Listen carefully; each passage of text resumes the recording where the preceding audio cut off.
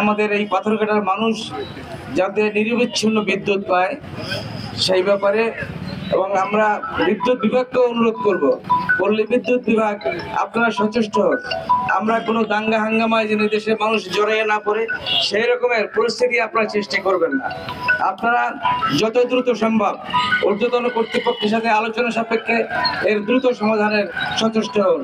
দ্রুত আমাদের এক সপ্তাহের মধ্যে আমাদের একটা প্রতিশ্রুতি দেন, বরগুনা থেকে লাইন আসবে, ভান্ডারা থেকে লাইন বন্ধ থাকবে, বন্ধ হয়ে বরগুনা থেকে আপনারা দেন, তারা কিন্তু ভয়ঙ্কর পদক্ষেপ নেব আমরা কিন্তু।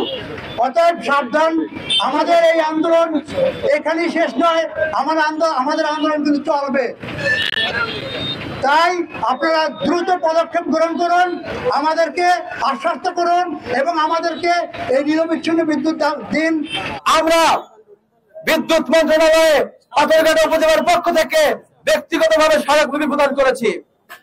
আপনারা এটিও জেনে রাখেন, আমরা এই উদ্যোগ নেওয়ার পরে বিদ্যুৎ মন্ত্রণালয় কর্তৃক একটি প্রকল্প পাস হয়েছে, যে বরগুনা থেকে পাথরঘাটা বিদ্যুৎ আনা হোক, যে প্রকল্পটি পাস হয়েছে।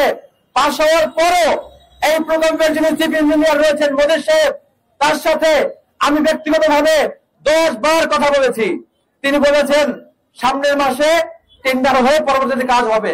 আমি তাকে আশ্বস্ত করেছি, আপনি যদি দ্রুত কাজ শুরু করতে পারেন পাথরঘাটায়, আপনাকে আপনার জীবনের সবচেয়ে বড় সংবর্ধনা দিয়ে আমরা গ্রহণ করব। তিনি আশ্বস্ত করেছেন আগামী মাসে টেন্ডারের পরে তিনি দ্রুত কাজ শুরু করবেন। আপনারা বলতে পারেন এত কিছুর পরে আমাদের মানববন্ধন কেন? আজকের মানববন্ধনের উদ্দেশ্য আমি শুধুমাত্র বলতে চাই, এই কাজটি যেন অতি দ্রুত হয় সেজন্য সবাই সোচ্চার থাকবেন প্রথমত।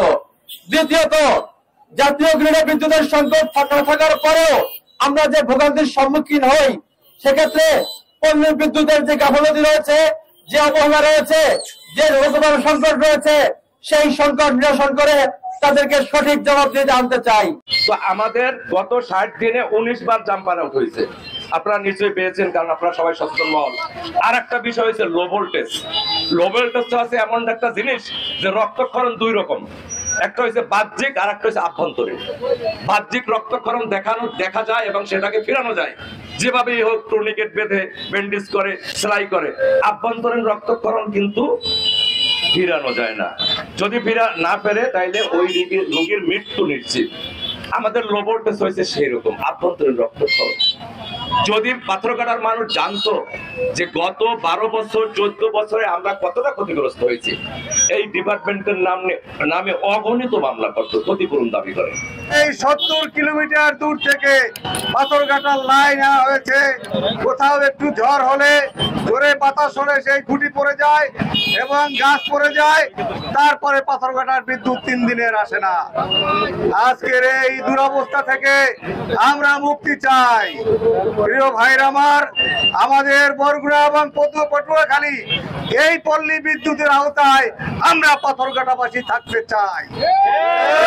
বন্ধুরা আমার, আমাদের এই দাবি করতে করতে আমাদের চোখের এখন পানি এসে গেছে যে এই দাবি আর কোথায় যাব, কার কাছে বলবো, কারণ আমরা এমন সাগর পাড়ের মানুষ।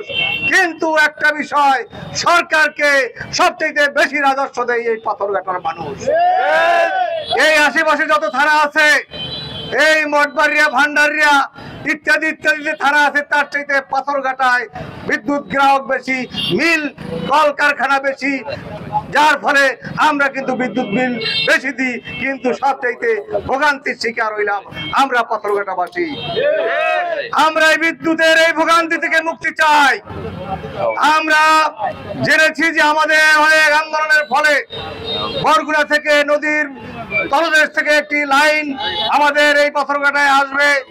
আমি ঊর্ধ্বতন কর্তৃপক্ষের দৃষ্টি আকর্ষণ করছি, কন্ট্রাক্টরের দৃষ্টি আকর্ষণ করছি, অনতি বিলম্বে এই কাজ শুরু করার জন্য।